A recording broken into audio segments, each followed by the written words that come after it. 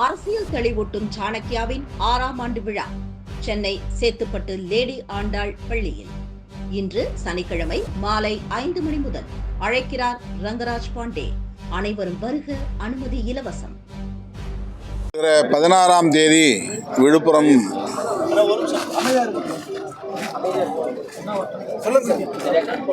ஒரு நிமிஷம் வருகிற 16ஆம் தேதி விழுப்புரத்தில் தேர்தல் அங்கீகார வெற்றி விழா நடைபெறுகிறது.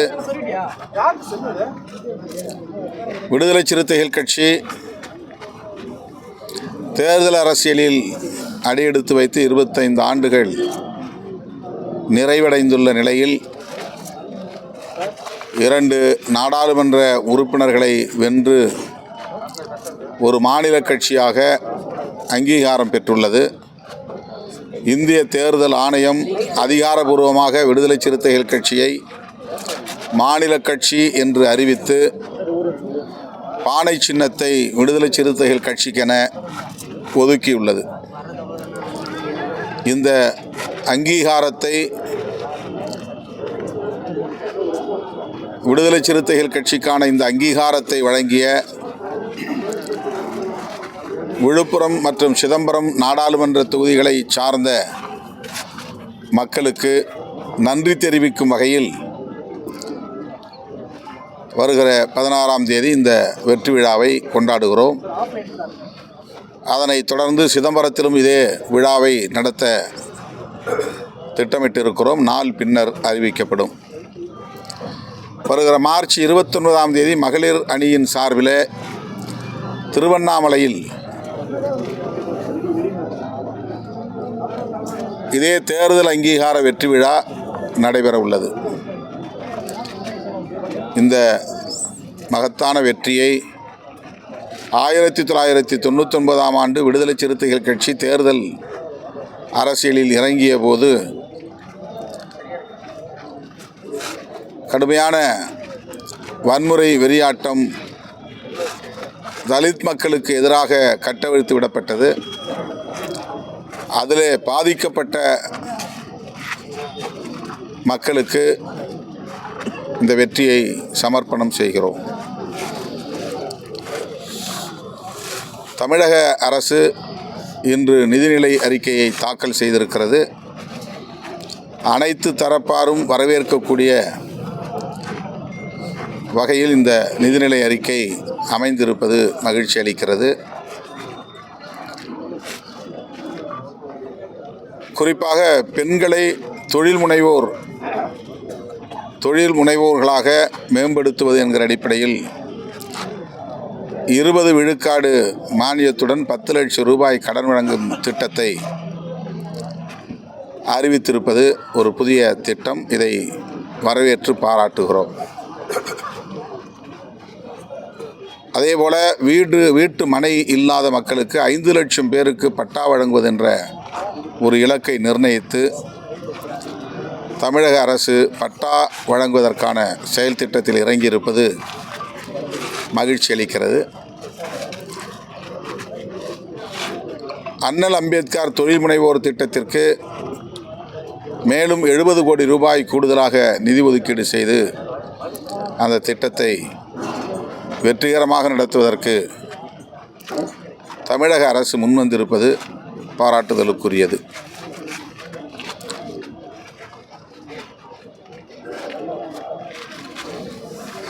கடலூர் மற்றும் விழுப்புரம் மாவட்டங்களில் தொழில் பூங்கா அமைக்கப்படும் என்கிற அறிவிப்பு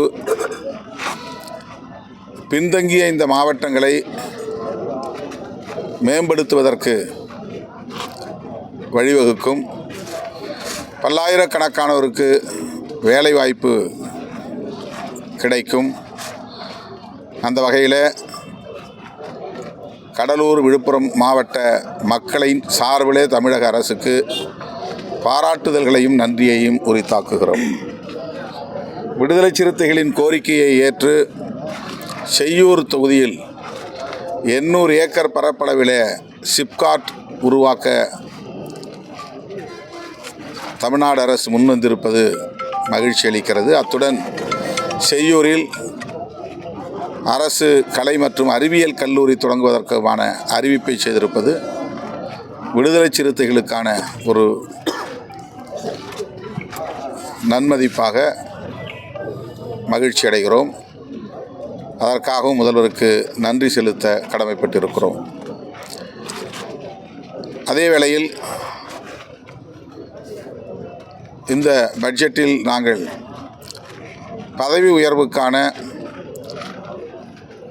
சட்டம் கொண்டு வர வேண்டும் என்கிற ஒரு கோரிக்கை வைத்ததுடன்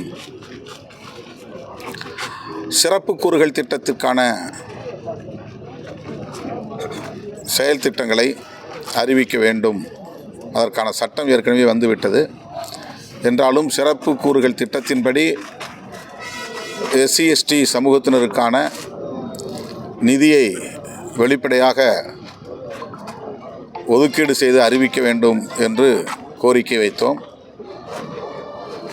இந்த பட்ஜெட்டில் அது தொடர்பான எந்த அறிவிப்பும் இல்லை என்பது ஏமாற்றம் அளிக்கிறது. என்றாலும் மானிய கோரிக்கைகளின் போது அந்த அறிவிப்பு வெளியாகும் என்று நம்புகிறோம். வேறு என்ன? டாஸ்மாக் முறைகேடு 1000 கோடி முறைகேடு செர்விக்கல் கேன்சர் புற்றுநோய் தடுப்பூசி திட்டத்தை அறிவிச்சிருக்காங்க.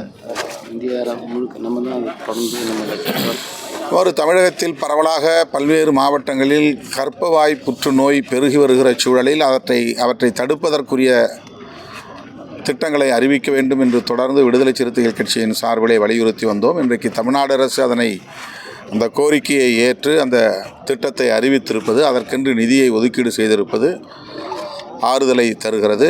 அதற்காகவும் தமிழ்நாடு அரசை பாராட்டுகிறோம். சார், இந்த டாஸ்மாக் முறைகேடு 1000 கோடி குற்றச்சாட்டு இருக்குது, இது எப்படி சார் பார்க்குறீங்க? ஊழல் முறைகேடு நடந்திருந்தால் சட்டப்பூர்வமாக அதை அமலாக்கத்துறை எதிர்கொள்ளும், அணுகும். தமிழ்நாடு அரசு அல்லது இந்த துறை, உள்துறை சட்டப்பூர்வமாக அதை எதிர்கொள்ளும். எந்த அளவுக்கு அதில் ஆதாரபூர்வமான தரவுகள் கிடைத்திருக்கின்றன என்று நமக்கு தெரியாது. ஒரு அறிக்கை வெளியாகி இருக்கிறது. அந்த அறிக்கையை மட்டுமே வைத்துக்கொண்டு நாம் இதில் கருத்து சொல்ல இயலாது. சார், இந்த ஸ்ரீவைகுண்டத்தில் மாணவர்களுடைய மோதல் ஏற்பட்டு ஜாதி அடையாளங்களை இன்றைக்கு பார்த்திங்கன்னா மாவட்ட ஆட்சியரும் எஸ்பியும் அந்த பெயிண்ட் வச்சு டப்பா வச்சு அவங்களை அழிக்க சொல்லியிருக்காங்க. அதை பற்றி தூத்துக்குடி ஸ்ரீவைகுண்டம் பள்ளியில் ஏற்கனவே நாங்குநேரி சின்னத்துறை தாக்கப்பட்ட போது நீதியரசர் சந்துரு அவர்களின் தலைமையில் ஒரு விசாரணை ஆணையம் அமைக்கப்பெற்றது. அவர் விரிவாக ஆய்வு செய்து அறிக்கை ஒன்றை சமர்ப்பித்திருக்கிறார். அந்த அறிக்கையில் மிக முக்கியமாக பள்ளி மாணவர்களிடையே சாதி உணர்வை தூண்டும் வகையில் சாதிய மதவாத அமைப்புகள் செயல்படக்கூடாது, அதற்கு இடம் தரக்கூடாது, அதற்கான அடையாளங்களை அனுமதிக்கக்கூடாது போன்ற அறிவுறுத்தல்களை தந்திருக்கிறார், பரிந்துரைகளை தந்திருக்கிறார். பள்ளி மாணவர்களின் கைகளிலே சாதி அடையாளங்களுக்கான கயிறுகளை கட்டுவது, அவர்கள் கொண்டு வருகிற வாகனங்களில், இருசக்கர வண்டிகளில், சைக்கிள் போன்ற வண்டிகளில் சாதி அடையாளங்கள் பொறிக்கப்படுவது, வண்ணம் தீட்டுவது போன்றவற்றை அனுமதிக்கக்கூடாது. வகுப்பறைகளில், கழிப்பறைகளில் சாதி அடிப்படையிலான முழக்கங்களை எழுதுவது போன்றவற்றையும் அனுமதிக்கக்கூடாது என்று பல அறிவுறுத்தல்களை தந்திருக்கிறார். இன்றைக்கு பல சாதியவாத அமைப்புகள் அந்த பிஞ்சு உள்ளங்களில் சாதிய நஞ்சை பரப்புகிற வேலைகளில் தொடர்ந்து ஈடுபட்டு வருவது கவலைக்குரியது. தென் மாவட்டங்களில் நான்குநேரி சின்னத்துறை மட்டுமல்ல, அதுபோல பல தலித் இளைஞர்கள் தாக்கப்படுவதற்கு இதுபோன்ற சாதியவாத மதவாத அமைப்புகளின் செயற்பாடுகள் தான் காரணம் என்பது ஆய்வில் தெரிய வந்திருக்கிறது. அண்மையிலே ஸ்ரீவைகுண்டம் அருகே அரியநாயகிபுரம் கிராமத்தை சார்ந்த தேவேந்திர ராஜா என்கிற சிறுவன், 11ஆம் வகுப்பு படிக்கிற பள்ளி மாணவன், 3-4 பேர் திரண்டு வந்து தாக்கியதில் பாதிக்கப்பட்டிருக்கிறான். உயிருக்கு போராடும் நிலையில் திருநெல்வேலி அரசு மருத்துவமனையில் தீவிர சிகிச்சை பிரிவில் அனுமதிக்கப்பட்டிருக்கிறான். அவனை நேற்று நான் போய் சந்தித்தேன். இந்த குடும்பத்தினரை சந்தித்து ஆறுதல் கூறினேன். இது போன்ற வன்கொடுமைகள் அதிகரிப்பதற்கு எது காரணம் என்பதை கண்டறிவதும் அந்த காரணங்களை களைவதும் மிக இன்றியமையாத ஒரு தேவையாக இருக்கிறது. ஆகவே தான் நீண்ட காலமாக விடுதலை சிறுத்தைகள் கட்சியின் சார்பில் விடுத்து வருகிற முக்கியமான கோரிக்கை, சாதி மதவாத நடவடிக்கைகளை கண்காணித்து வன்முறைகளை முன்கூட்டியே தடுப்பதற்கு ஏதுவாக புலனாய்வு பிரிவு, தனி பிரிவு, நுண்ணறிவு பிரிவு ஒன்றை உருவாக்க வேண்டும் என்று தொடர்ந்து வலியுறுத்துகிறோம். இப்போதும் வலியுறுத்துகிறோம். இந்த பட்ஜெட் கூட்டத்தொடரில் அதற்கான அறிவிப்பை மாண்புமிகு முதலமைச்சர் அவர்கள் செய்ய வேண்டும் என்றும் வலியுறுத்துகிறோம். இந்த பட்ஜெட் வந்து மிக நீளமான பட்ஜெட்டு. இந்த பட்ஜெட்டில் ஒன்றுமே இல்லை, ஏமாற்றம் கொடுத்துருக்குன்னு சொல்லிட்டு தமிழிசை சொல்கிறாங்க. நீளமான பட்ஜெட்டை தந்தாலும் சுருக்கமான பட்ஜெட்டை தந்தாலும் அவர்கள் விமர்சிப்பதற்கென்றே இருப்பவர்கள், குறை சொல்வதற்கென்றே அரசியல் செய்யக்கூடியவர்கள். வரவேற்கக்கூடிய அம்சங்கள் ஏராளம் இருக்கின்றன. அவற்றையெல்லாம் அவர்கள் பார்ப்பதில்லை, பார்த்தாலும் பாராட்டுவதில்லை. சார், இந்த ரூன்ற வார்த்தையை பயன்படுத்துவது ஒரு பெரும் சர்ச்சையாகிட்டே இருக்கு. தொடர்ச்சியாக பாஜக வந்து ரொம்ப கடுமையாக வந்து இல்லை, அது வழக்கமாக பயன்படுத்தி வரக்கூடிய ஒன்று தானே தவிர புதிய நடைமுறை அல்ல. அது வந்து நாம் எப்போதுமே பட்ஜெட்டில் ரூபாயை ரூ என்கிற வடிவத்தை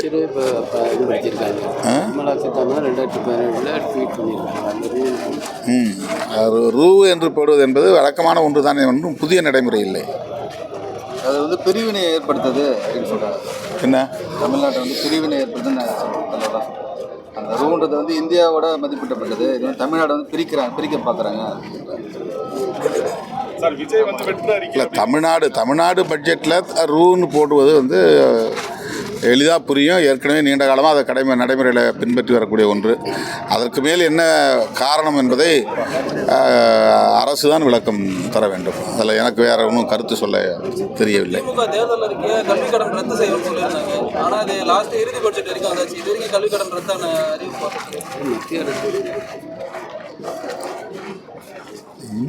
கல்வி கடன்களை பொதுத்துறை இந்திய ஒன்றிய அரசுக்கான பொறுப்பு அது. இது தொடர்பாக இந்திய ஒன்றிய அரசின் கவனத்திற்கு எடுத்து சென்றிருக்கிறோம். கல்வி உதவித்தொகையை உயர்த்த வேண்டும், அதை நிறுத்தக்கூடாது, கூடுதலாக வழங்க வேண்டும் என்ற கோரிக்கையை வைத்திருக்கிறோம். கல்வி கடன் தொகைகளை ரத்து செய்ய வேண்டும் என்றும் வலியுறுத்தியிருக்கிறோம். இந்திய ஒன்றிய அரசுக்கு இதில் பொறுப்பு இருக்கிறது என்பதையும் சுட்டிக்காட்ட விரும்புகிறோம். பொதுக்கூட்டங்கள் நடத்துறதுக்கு காவல்துறை மாதிரி பாதுகாப்பு கொடுக்கறதுக்கான ஜெனரல் துறையை கட்சியிலே ஏற்றுக்கணும் அப்படின்னு சொல்லி உயர்நீதிமன்றம் கருத்து. பாதுகாப்பு பணியில் ஈடுபடும் காவலர்களுக்கு, அரசியல் கட்சிகளுக்கு, பாதுகாப்பு பணியில் ஈடுபடுகிற காவலர்களுக்கு அதற்கான செலவின தொகையை வந்து அந்த கட்சி தான் ஏற்றுக்கணும்னு சொல்லி நீதிபதி ஒரு கருத்தை சொல்லியிருக்காரு. இது நல்ல கருத்து தான், வரவேற்கிறோம். பொது இடங்கள்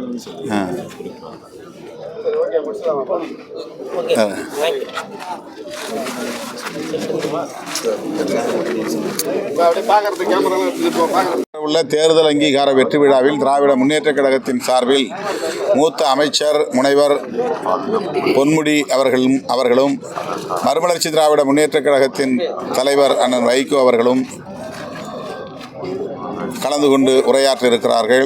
காங்கிரஸ் கட்சியின் சார்பில் பீட்டர் அல்ஃபோன்ஸ் அவர்களும், மார்க்சிஸ்ட் கம்யூனிஸ்ட் கட்சியின் சார்பிலே மாநில செயலாளர் தோழர் சண்முகம் அவர்களும், இந்திய கம்யூனிஸ்ட் கட்சியின் மாநில செயலாளர் அண்ணன் இரா முத்தரசன் அவர்களும், மனிதநேய மக்கள் கட்சியின் பொதுச் செயலாளர் அப்துல் சமத் அவர்களும் பங்கேற்று வாழ்த்துரை வழங்க இருக்கிறார்கள். இந்த வெற்றி விழா எமது தோழமை கட்சிகளும் சேர்ந்து கொண்டாடக்கூடிய ஒரு விழாவாக ஒருங்கிணைக்கப்படுகிறது.